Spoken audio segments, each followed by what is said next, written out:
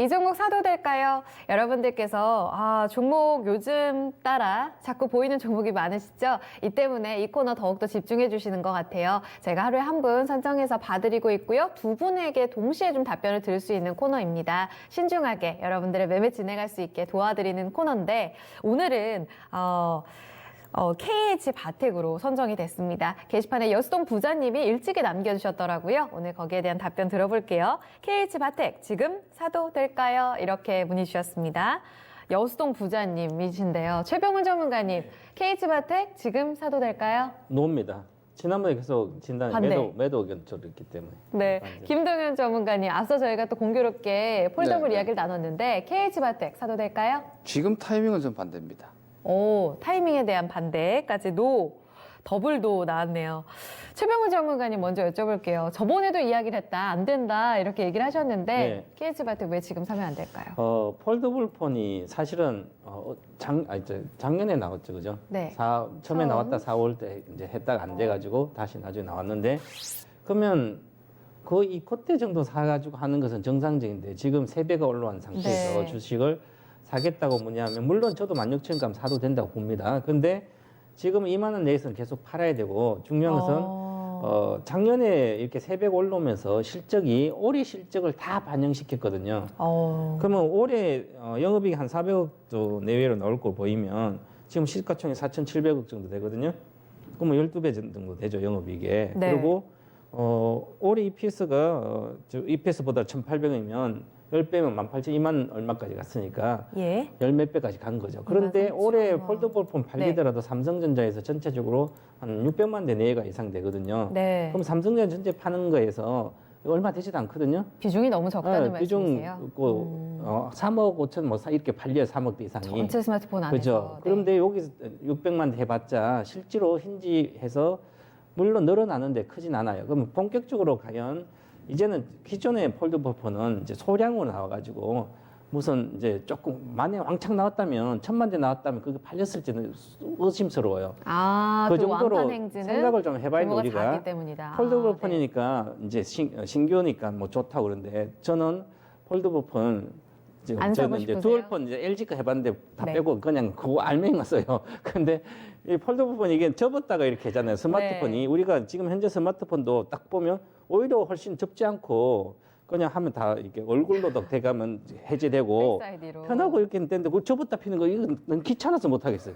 그죠? 이렇게 되면 이게 그렇게 많이 판다는 것은 실제 네. 또 새로운 뭐 예를 들어서 갤럭시 폴더 새로운 제품이 나와가지고 자기자기. 핵심적이 나왔다. 그래도 접을 거 아니에요. 그렇죠. 그죠? 폴더블의 접어요. 핵심은 그죠? 접는 왜 거니까. 접어요, 그죠? 그죠?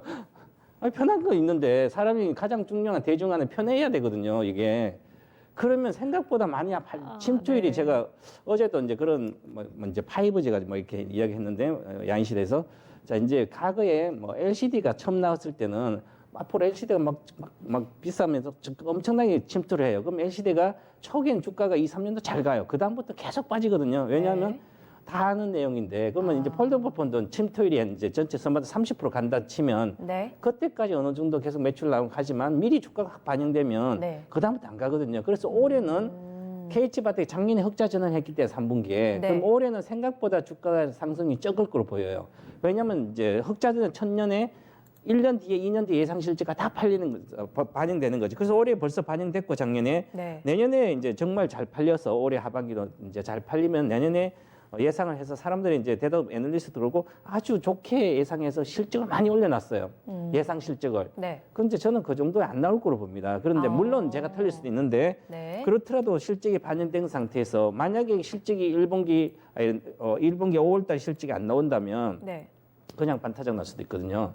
이 스마트폰 관련된 것도. 그래서 저는 조심해야 될 구간이에요. 굳이 확실히 빠졌을 때 네. 고점 대비해서 한 20, 30% 빠졌을 때는 장기 투자로도 좋거든요. 예. 뭐 어차피 이쪽에 성장하니까. 그러면 사지. 지금 이제 고점 대비해서 23,000에서 지금 10%밖에 안 빠졌는데 굳이 급하게 살 생각이 필요가 없다.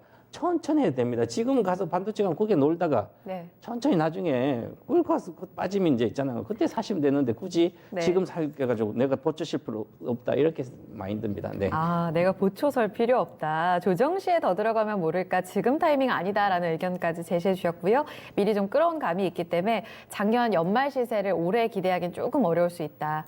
알겠습니다. 김동현 전문가님, 네. 아까 뭐 폴더블 이야기에 좀 비슷한 내용들도 많이 들어올 것 같은데 네네. 반대 의견 역시 시기에 있어서 반대 주셨거든요. 네, 이거를 이제 KH 바텍은 네. 다시 가냐 못 가냐입니다. 주식은 출발이 아니잖아요. 그렇죠. 주식이 아래쪽에서 지금 이미 뭐 네, 3배 네. 올려놨고 새로운 이슈가 아니라 이미 작년에 한번 써먹은 거를 또 제가 5G 얘기하는 거 비슷해요. 이미 한 시세가 났는데 더 가냐를 논하는 건 사실 되게 조심스러운 접근이거든요. 그러면은 그 임팩트가 작년 연말에 것보다 더 강한 임팩트가 있어야 되는데 지금 클램쉘 뭐 새로운 언팩 행사 아까 우리 지 씨가 말씀 주셔가지고 저도 뉴스를 한번 봤는데 네. 그 뉴스나 재료를 보고 주식을 사시는 건 조금 위험해요. 아, 이 재료가 잠깐 얘기를 드리면 아까 대중화 얘기를 하셨기 때문에 저희 100만 원대 폴더블 차기작이 이제 언팩 행사에 삼성에서 나올 거다 이런 한 업계 뉴스가 나온 건데 그쵸, 이걸 맞아요. 제가 여쭤본 거잖아요. 네, 예상 가격도 네, 보니까 위험하다. 지금 240만 원인데 네네. 150에서 200이면 사실은 가능하도록. 싸게. 그렇게 싼 건 아니죠. 그런가요? 지금 하이엔드급도 아, 사실 그렇죠. 애플 아이폰 기준으로도 요즘 아이폰이 50% 정도까지 보조금 나오고 막 할인하고 뭐 이렇게 사고 있는데 이거 네. 굳이 150만 원, 180만 원 이렇게 주고 아직까지는 살 것 같지는 않고요. 그래서 아직까지는 뭐 이렇게 양적 규모가 커질 것 같지도 않을 뿐더러 네, 네. 이제 중요한 거는 클램쉘이 나오고 이렇게 접히는 게 이렇게 접히는 걸로 바뀌는 거잖아요. 위아래로. 그죠? 네, 맞아요. 이게 뭐 그렇게 새로워서 연말에 나왔던 모멘텀을 뛰어넘는 모멘텀이 될까 싶기도 하고요. 그리고 저는 나중에 스케쳐블 디스플레이가 나와가지고 네. 만약에 디스플레이 확장성이 지금 상태에서 옆으로 이렇게 잡아 당겨가지고 네. 가능한 정도의 디스플레이가 나온다면은 네. 뭐 엄청난 확장성이 있을 수도 있다고 보는데 접은 두꺼워지잖아요. 네. 요즘 여러분들 아시다시피 나노 공정이 왜 필요하냐면은 모든 게 소형화가 되고 더 얇아지고 전력 효율도 더 높아지기 때문에 네. 나노화 되는 거거든요. 근데 아직까지 현재 기술로는요, 접은 두꺼워요. 주머니 넣으면 주머니 두꺼워지는 거잖아요. 그렇죠. 그죠? 지금보다는. 펼치면 커지고 접으면 두꺼워지고 무슨 장점이 있나? 그냥 말 그대로 남한테 보여주기 위한 정도의 이 정도밖에 지금 되지 않는다. 제가 전에도 말씀드렸지만 소비자가 원해서 만들어지는 폼팩터가 있고요. 네. 생산자가 1등 경쟁하면서 만들어지는 폼팩터가 있어요. 저는 폴더블은 지금 현재는 그 수준이라고 생각하거든요. 이거는 말 그대로 이슈성은 있지만 네. 실용성은 아직까지 그 뭐랄까 부가가치 자체는 제한적이다라고 저는 봐서 그 메이저 세력들이 과연 이번 모바일 그 MWC에서 폴더블 관련주를 2단 시세를 한번 더 줄 거냐, 새로운 시세가 아니라 작년 연말에 3배씩 이렇게 올라간 거를 또 다시 강력하게 올려줄 거냐가 관건이에요. 네. 주식은 사실 뭐 메이저들이 만드는 거고 돈이 만드는 거니까 우리가 네. 이렇게 얘기해봐야 사실 돈 들어와가지고 올리면 답 없거든요. 그럼 그 기준을 어떻게 잡느냐인데 네, 네. 저는 이렇게 말씀드리고 싶어요. KH바텍은 지금 이제부터는 15,000원에서 21,500원 저는 이런 구간에서는 매매를 안 하고 권하지 않아요.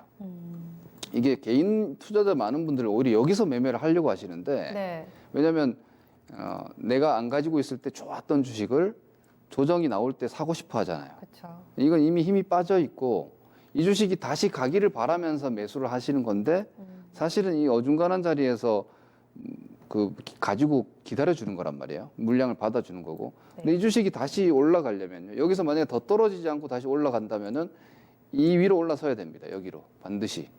그리고 이 밑으로 들어오면 또 팔아야 됩니다. 그게 안 그러면 여기 어깨거든요. 어깨. 네. 요거 못 넘어가면 이제 이게 우리 소위 얘기하는 헤드앤숄더입니다. 그럼 여러분들은 항상 주식이 어깨에서 물리죠. 개인들은 상투에 머리에 잘 안 물립니다. 대부분 오른쪽 어깨에서 많이 물립니다. 왼쪽 어깨도 아니고요. 네. 시세 다 끝나고 나서 조정 나왔을 때 오른쪽 어깨에서 개인 투자들이 보통 물리는데 네. 이 주식이 이제 어깨 넘어가야 되는 겁니다. 그래야지 이게 여기가 머리가 아닌 게 되니까.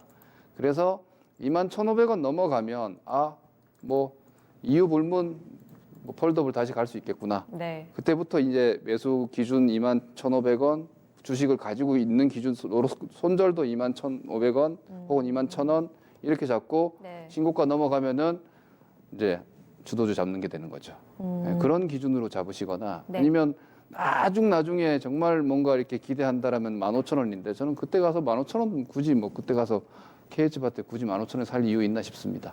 그래서 현재로서 저는 예. 21,500원 이하에서는 네. 굳이 살 필요가 없다. 네. 이렇게 생각합니다. 알겠습니다. 시기에 있어서 일단은 반대 의견 나왔습니다. 고민 많이 해보세요. 여수동 부자님. 살 경우에는 21,500원 기준점을 잘 잡고 대응하시는 게 필요할 것 같아요. 어렵겠습니다. KH바텍 오늘 매수 문의에 대한 두 분의 답변 같이 들어봤고요.